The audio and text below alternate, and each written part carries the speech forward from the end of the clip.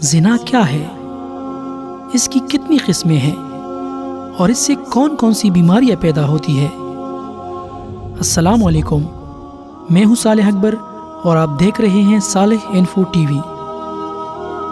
ناظرین، اگر مرد ایک ایسی عورت سے صحبت یعنی ہم بستری کرے جو اس کی بیوی نہیں ہے تو یہ زنا کہلاتا ہے۔ ضروری نہیں کہ ساتھ سونے کو ہی زنا کہتے ہیں، بلکہ چھونا بھی زنا کا ایک حصہ ہے، اور کسی پرائی عورت کو دیکھنا آنکھوں کا زنا ہے۔ زنا کو اسلام میں ایک بہت بڑا گناہ شمار کیا گیا ہے، اور اسلام نے ایسا کرنے والوں کی سزا دنیا میں ہی رکھی ہے، اور مرنے کے بعد اللہ اس کی سخت سزا دیں گے۔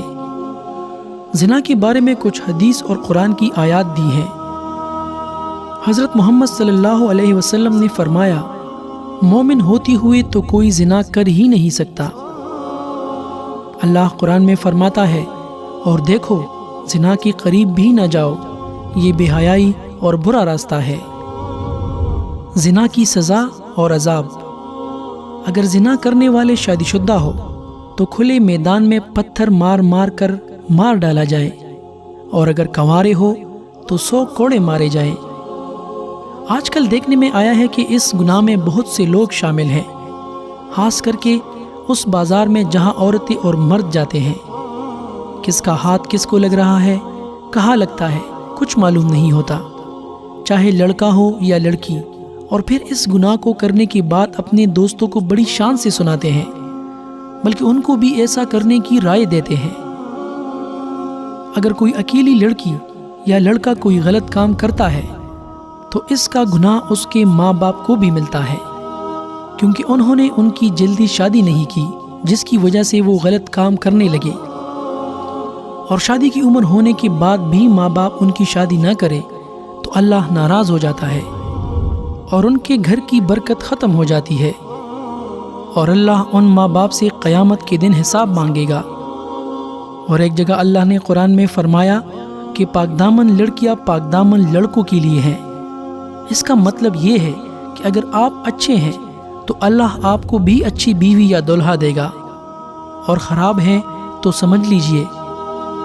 زنا ایک ایسا عمل ہے جس سے نسیان، ایڈز، کینسر جیسی موذی بیماریاں پھیلتی ہے۔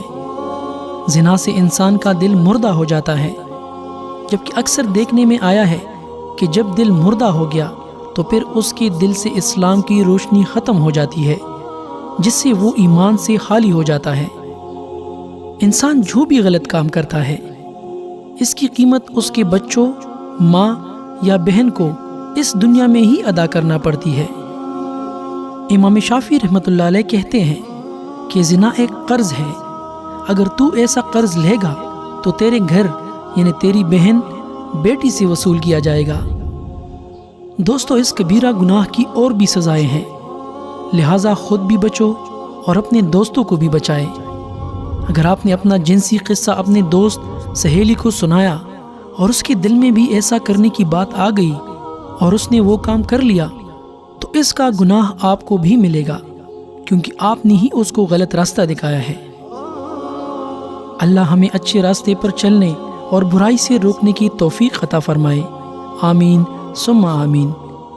دوستو، ویڈیو پسند آئی ہو تو لائک اور شیئر ضرور کریں، اور چینل کو سبسکرائب کرنا مت بھولیے۔ اگلی ویڈیو تک کے لیے مجھے اجازت دیجیے۔